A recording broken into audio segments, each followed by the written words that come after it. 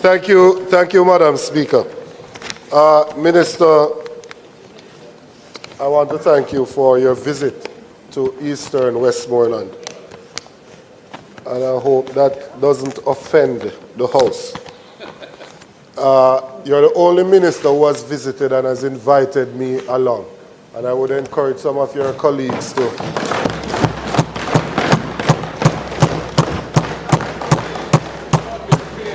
I would encourage some of your colleagues to adopt a similar disposition. Since I was not in the House. Yes, we're back to normal. Are you at question time, member? Yes. Okay.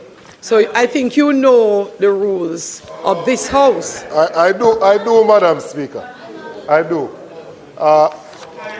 So please abide by the rules. I will, Madam Speaker, I will.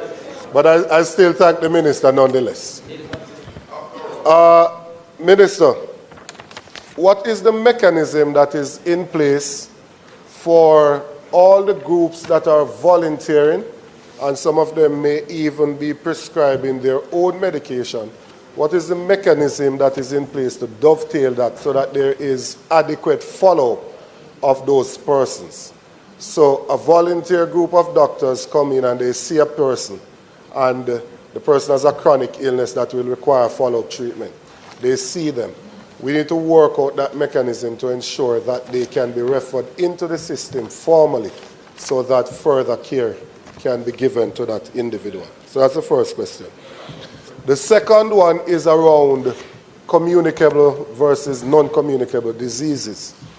In terms of the non-communicable diseases, I have a concern that this is a high-stress environment that these persons have been placed in, and quite a bit of them are not able to get the care.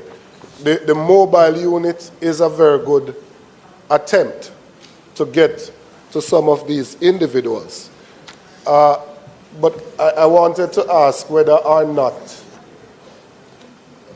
the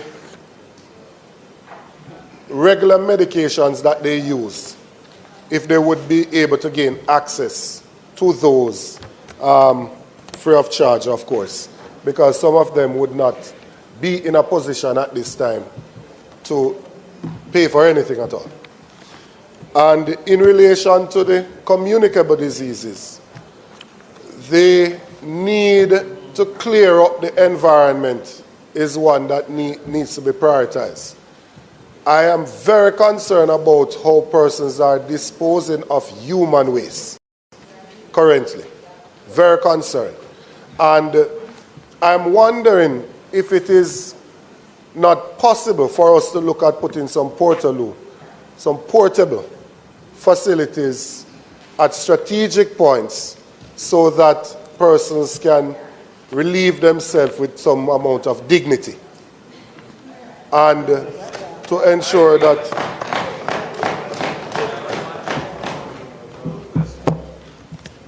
in terms of the next question, could there be a discussion with the tertiary institutions who train counselors and psychologists?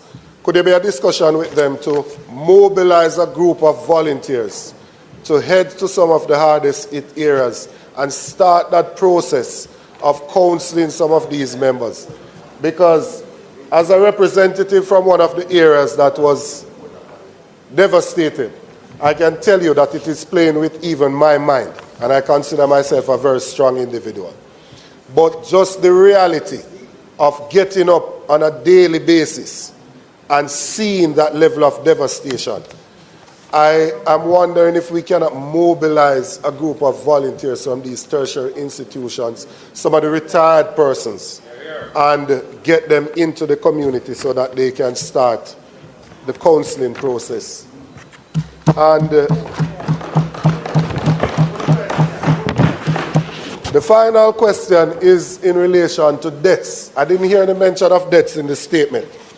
Deaths both of humans and animals. If we are not able to remove the carcasses of some of these animals, that is in and of itself going to lead to another disaster. And so I think in as short a time as possible, we need to be able to come up with a plan as to how we are going to get rid of those. There are sections of Westmoreland and elsewhere that you have several cows, goats, and those things that have died, dogs, and they're just lying in the community. Swollen, flies gathering around them. If we don't treat with that situation urgently, it is going to lead to some problems. I wanted your attention to that. Thank you.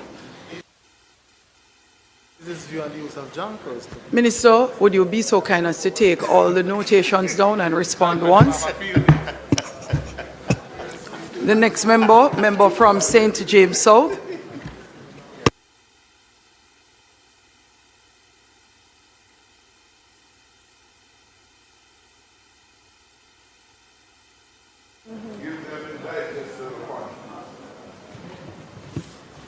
The member from Hanover Eastern.